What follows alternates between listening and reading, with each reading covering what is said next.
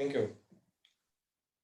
Very good afternoon and evening to the peoples around the world. And thank you, Renana, for giving me this opportunity and for a very nice and kind introduction. The other panelists have been very knowledgeable in their field and have given a very good presentation about the transfer pricing rules across the world. As I am from India, I will take the issues that we are currently facing in India and what we are advising to our clients in India. Today's presentation is divided into four sections: the business challenges, the law challenges, what to do and what to implement, and what is the India update as of now from the tax department.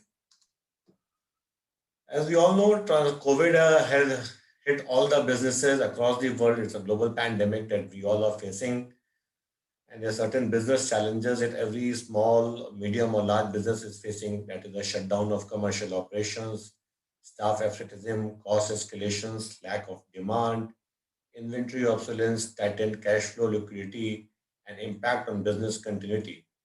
In India, most of the auto major companies have shut down their plants for almost 2 months last year also, and now for a month in this second wave. So when we consider major multinationals like Hyundai, Honda, Toyota, there are certainly going to be challenges when it comes to intercompany transactions. And definitely costs have also escalated due to certain hygiene regulations.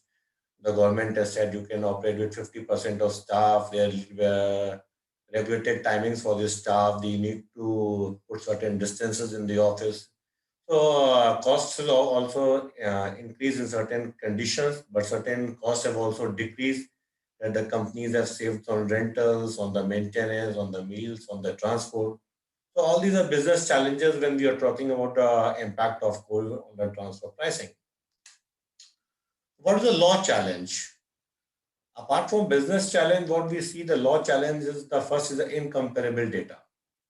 When you're going to compare the data of the previous year with current financial year, in India the financial year is from April to March. It's not the calendar year.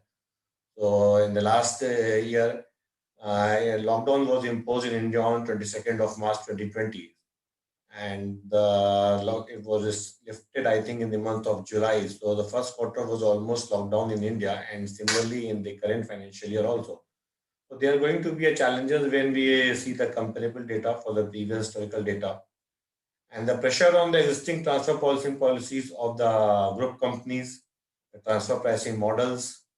Then there can be the potential breach of advanced pricing agreement. We will see in the later on in the slides how this advanced pricing is being affected. And then increased documentation. Definitely, as the panelists have said, that due to COVID, the losses have gone up, and there has been government subsidies.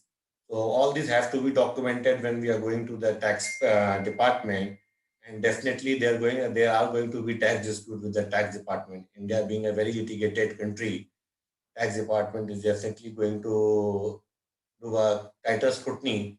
So we need to have a very good documentation also. So I've divided the way forward into three steps. The first step is definitely to assess the magnitude of impact and recognize the impact areas of COVID-19 on the business. The first is the extent of supply. Just, just a moment. My presentation is coming. Yeah, perfect. Extent of supply chain disruption due to limited cross-border movement and cost escalations. As we all know that global travel has been banned since last 1 year. There has been no movement. Only very limited movement of staff is allowed in each country depending upon the local regulations. Then there is a potential losses and additional expenditure incurred due to the global lockdown, temporary relocation of the business functions, financial exposure in terms of working capital and credit management. Receivable collections have been delayed, working capital requirements have increased, and there is a debt and banking covenant because in India, government last year given certain moratorium for repayment of loans, but in the second wave there have been no such moratorium or relaxation from the banking sector. So it is going to be another challenge. We need to assess the impact of all these things on our business, on our clients, how these things are going to impact our business and transition with the group companies. Secondly, we need to evaluate the alternative option and what can be the solutions to allay these impact. In this, we can analyze the profit and losses in the value chain caused at different stages, that is before the epidemic, during the epidemic, and the recovery period after the epidemic. What is the intensity of the functions and risks borne by the group companies as per the intercompany agreements before the epidemic period vis-a-vis during the epidemic period? And then we can explore the possibility of intercompany financing, centralizing the cash flow system, etc., to ensure appropriate liquidity and greater control over the use of resources. In continuation, we should also evaluate the potential impact of business restructuring on account of pricing, such as we can downsize or we are offshoring, there is a change in supply chain from transfer pricing perspective, whether these are affecting the arm's length transaction or whether these are affecting the intergroup transactions. Also, the possibility of economic adjustment models, such as the effect of lockdown on capacity utilization, to arrive at arm's length transfer price. This is also very important because lockdown resulted in a reduction in capacity utilization. The demand has gone down. So all this is going to affect the arm's length price and the transfer price between the intercompany transactions, where we need to multivariate analysis to identify alternative solutions also and assess tax and transfer pricing implications. We have been talking about 5 and 6 potential methods where we can evaluate things, but we need to see that how these things affect our transfer pricing regulations and how we will deal with this when a tax department comes calling on us. Now, the third step is to time to act and implement. What is the way forward? These we have faced the business challenge, we have faced the law challenges, not time, because in India, almost the second wave is on a downside. The cases have gone down, and again the businesses have started, and we are going to start a transfer pricing audit very soon. So we need to see what is to be done for the financial year 2021 or for the financial year 2022, that is the current financial year. We are advising our client to realignment of intercompany arrangement and agreements. In this, we can have a comprehensive relook at the existing supply chain structure to decide on reallocation of function, risk and returns, and revision of global TP policy and price margin, thereby optimizing global taxes and increased liquidity. Due consideration should also be given while allocation of corporate cost that should be in sync with the actual conduct of the parties and factors such as substance over form, change in future revenue earning capabilities, foregoing of a right, relinquishing of a right, because there's a huge allocation of a corporate expenses to limited risk entities or the group company. In that case, it should be negotiation with the parent company with the change in their future revenue capacities or change in the operating scales. Multinational enterprises may also consider revising the existing transfer policies and renegotiate the intercompany agreements to determine the new arm's length price under the current economic circumstances. In any case, we should not forget that the transactions have to be on the ALP because that is the core of the transfer pricing. So in the given new normal or the new economic situation, the companies can renegotiate the new arm's length price that is suitable and acceptable to the tax department. Secondly, we should go for the economic adjustment as we talked earlier. Government has imposed lockdown and restrictions on movement of workforce that has resulted in the idle capacity, and hence multinational enterprises may consider making economic adjustment to the financial data of the comparable companies such as idle capacity adjustment, working capital adjustment, and currency adjustment. Also, multinationals may consider adjusting extraordinary costs incurred for calculating operating margin of the tested party. Examples of such costs can be severance costs, inventory write-offs, business restructuring costs, breakage fees, etc.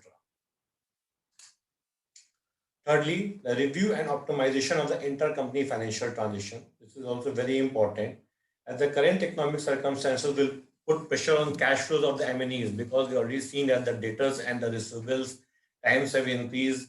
Our liquidity is under tight crunch. The bank is on our back demanding the loans because there have been no moratorium.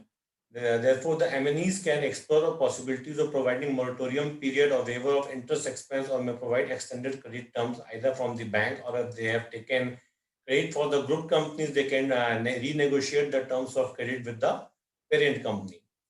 The companies, we also advising our companies to be at a multinational group most affected areas would help to manage the working capital needs of the group companies. If we do this, we can definitely manage the working capital of our clients and help them sustain in these difficult times.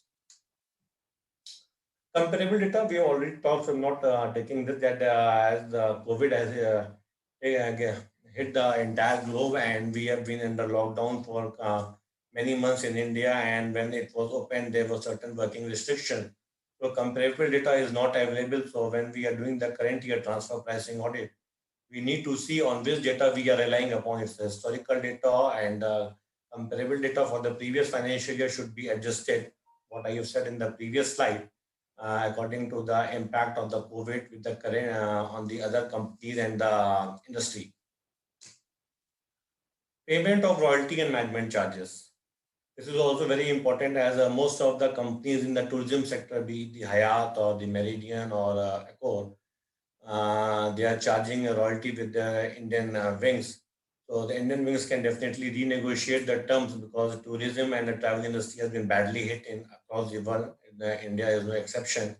In the last 1.5 years, has been very bad for them, and many five-star and hotels have shut down temporarily because they are not able to pay even salary. Recently, Hyatt in Mumbai shut down because they were not able to pay salary to the staff.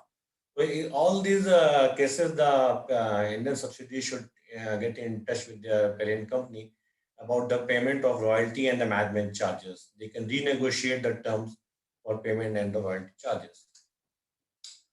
This is very important, renegotiating advance pricing agreement. As we all know, advance pricing agreement was taken when the things were merrier, things were economy was booming and everything was normal.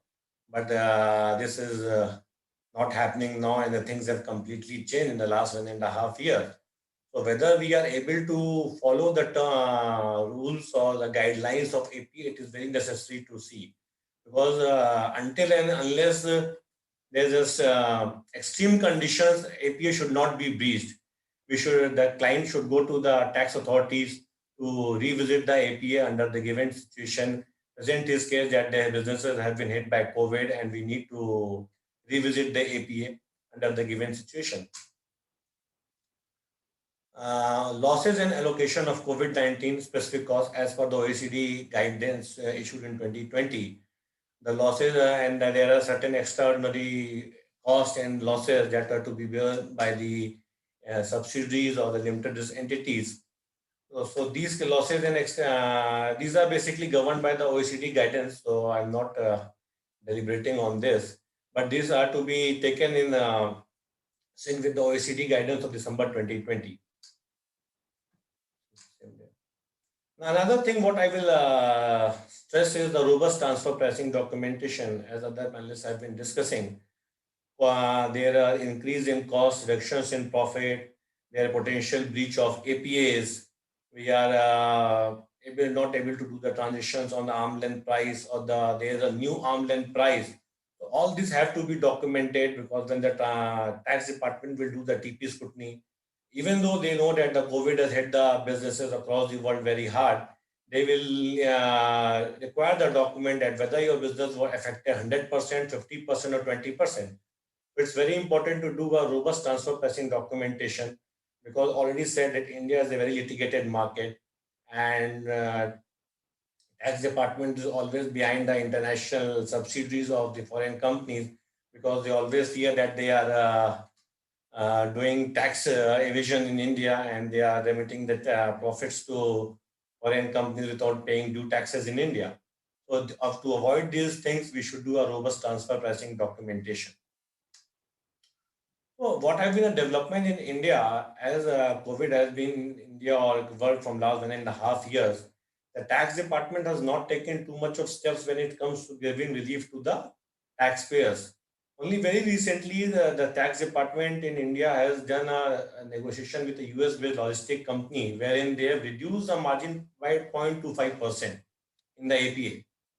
So this is the only case we have come across where the tax department has given a relief to a company, but there are more than 800 cases still pending with the tax department for renegotiation, and we are still not very hopeful how the tax department will treat this, because if certain things have been in the mind of the tax department, they should have come till now, because it's already 3 months past this financial year and we are in the midst of finalizing the transfer pricing audit.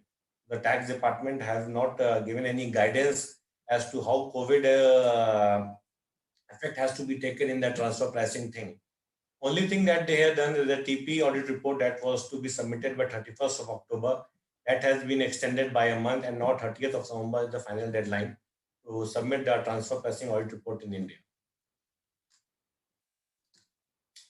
Thank you. This was a brief presentation from my side about the Indian's perspective and what we are advising to our clients as regards to COVID and transfer pricing.